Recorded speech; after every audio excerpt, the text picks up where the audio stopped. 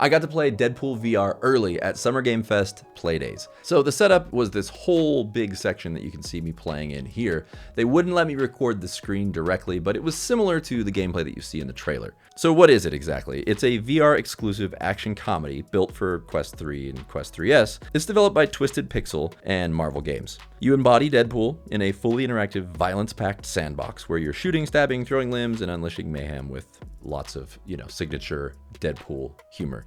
Neil Patrick Harris replaces Ryan Reynolds as the voice of Deadpool, which is strange at first, but you kind of get used to it, and you're involved in the gameplay, so it doesn't matter that much. This game features an original story where Deadpool's pulled into the bizarre Mojo world by Mojo and wrapped up in a shady contract that he's then tasked with battling Marvel foes like Omega Red, Mephisto, Lady Deathstrike, and S.H.I.E.L.D. personnel. It's frenetic gunplay, sword combat, parkour with wall running, dive kicks, grappling, and, creative violence that you would expect from a Deadpool experience. It's a lot of fun. You can literally just pick up whatever you find. If a guy is shooting at you, you kill him. You can grab that weapon and shoot the next guy, and then grab that weapon and shoot the next guy, and grab your swords, one sword, two swords, double-handed, slashing, shoot with one hand, slice with the other. It's really a lot of fun as you go. I was surprised at how quickly I kind of picked up the flow of it and started just grabbing things and going with it. It just feels really fluid. It definitely is easy to play.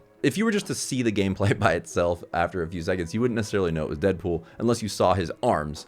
And one of the coolest things about the game is how if you get hurt, your arms can be severed or blown off, and then you look at your hands and they're just like little nubs, and then they slowly grow back, and then you can use them again. It's hilarious. If it gets chopped, you can take it and throw it at a guy. It's obviously super silly, light comic gore. It's not really intended to be graphic. One of the things that was cool about it is that it felt like it really fits on the Quest. It's just the right amount of cel-shaded animation for the Quest 3. It doesn't overload the system. It runs really smoothly, so it seems perfectly suited and perfectly planned for the Quest 3. And it's exclusive, so it kind of had to be for that reason. I got to talk to some of the people at Meta before the announcement of it a few days early, and then it was finally revealed at the actual show, which led to a lot of applause. A lot of people seemed very disappointed that it wasn't actually coming out for consoles because, Deadpool is just a beloved character.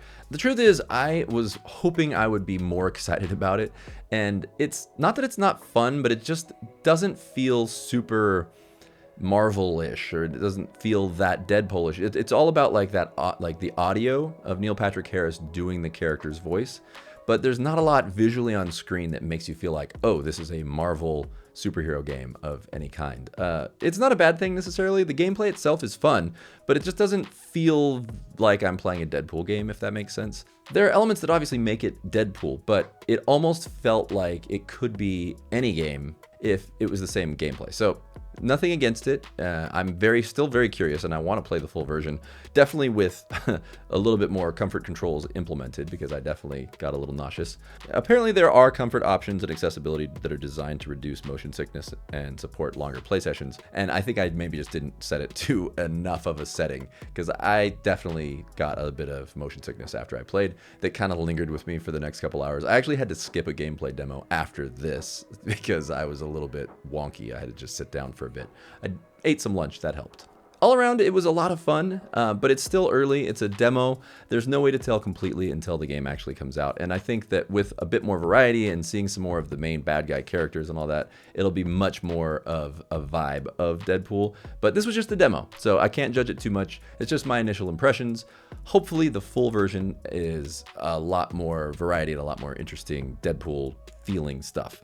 One of the funny parts that I really liked is there are these guns you can set up that literally like obliterate and liquefy bad guys. And I triggered one of them and then ran around and was fighting some of the other guys. And then it's like I lured the one back into the little beam that evaporated him. So there are fun elements like that. There's just like, it's really goofy and just kind of frenetic fun. So all around, I definitely think it's going to be a game that I'm going to play when it comes out, and it'll be out at some point this fall. So those are my initial thoughts of Deadpool VR. We'll just have to wait and see how it turns out, but that's it for today's video. Thank you guys so much for watching. Go try something new. I'll see you soon on GameList Plus. No, I don't blame MetaQuest. Neil Patrick Harris is an amazing actor with the nurturing voice of an angel.